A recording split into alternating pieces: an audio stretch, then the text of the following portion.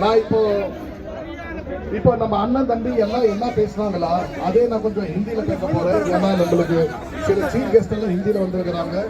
நம்மளுக்கு உறவு கொஞ்சம் ஆபத்தில் முடிஞ்சிடும். உறவுகளை கொஞ்சம் பொறுங்க.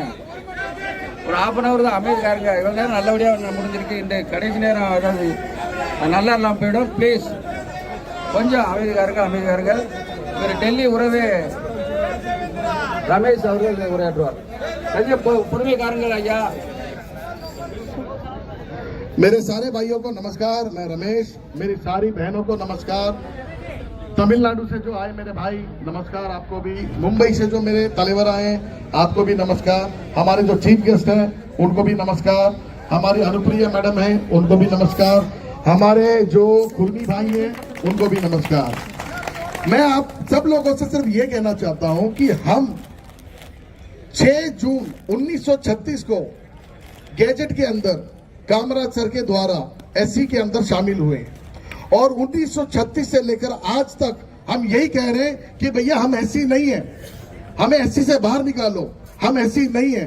उसके बाद भी आज तक हमारी कोई सुनवाई नहीं हुई और तब से लेकर आज तक हमने यही कहा कि जितने भी कम्युनिटी हैं, जैसे कि हमारे स्पेशली बिहार के अंदर हमारे कुर्मी भाई हैं उनको ओबीसी में रखा गया है. हमारे जो गुजरात के पटेल भाई हैं उनको जनरल में रखा गया है. लेकिन सिर्फ तमिलनाडु के जो देवेंद्र कुलवेलाला हमको जबरदस्ती एससी के अंदर रखा गया है. हम एससी नहीं है, हमें ओबीसी में रखा जाए. ये रिक्वेस्ट हम 1936 से आज तक कर रहे हैं और कृपया हमारी बात सुने, क्योंकि तमिलनाडु के अंदर जितने भी मंदिर है उस सारे मंदिर के अंदर जो देवेंद्र कुलवेलाला जो हमारा समुदाय है, हमें ना केवल पगड़ी बांधा जाता है, हमें सर्वोच्च सम्मान दिया जाता है. उसके अलावा पूरे देश के अंदर बड़े बड़े जमींदार, बड़े बड़े लोग, बड़े बड़े पैसे वाले लोग ये कहते हैं कि भैया हम तो एससी हैं, क्योंकि उनको एससी का बेनिफिट लेना है.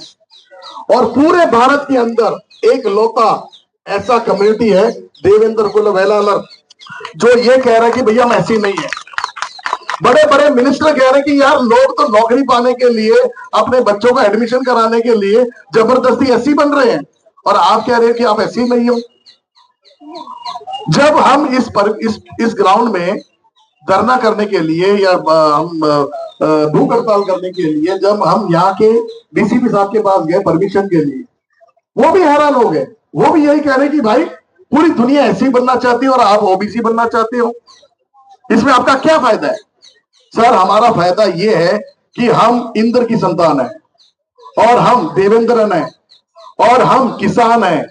और दूसरी बात, जो चोल राजा है, हमारे रगों में जो खून दौड़ रहा है वो राजाओं का खून दौड़ रहा है. हम ऐसी नहीं है.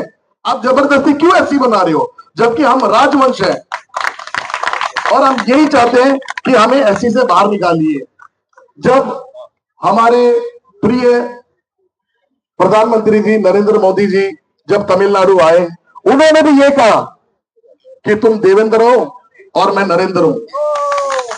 और उन्होंने ये कहा कि बहुत जल्द एससी से बाहर निकालने के लिए हम लोग जो भी मदद होगा करेंगे और सब कुछ करेंगे. और आज भी हम कोई यहाँ पर धरना करने नहीं आए. हम अपने आदरणीय प्रधानमंत्री जी से अपने हक के लिए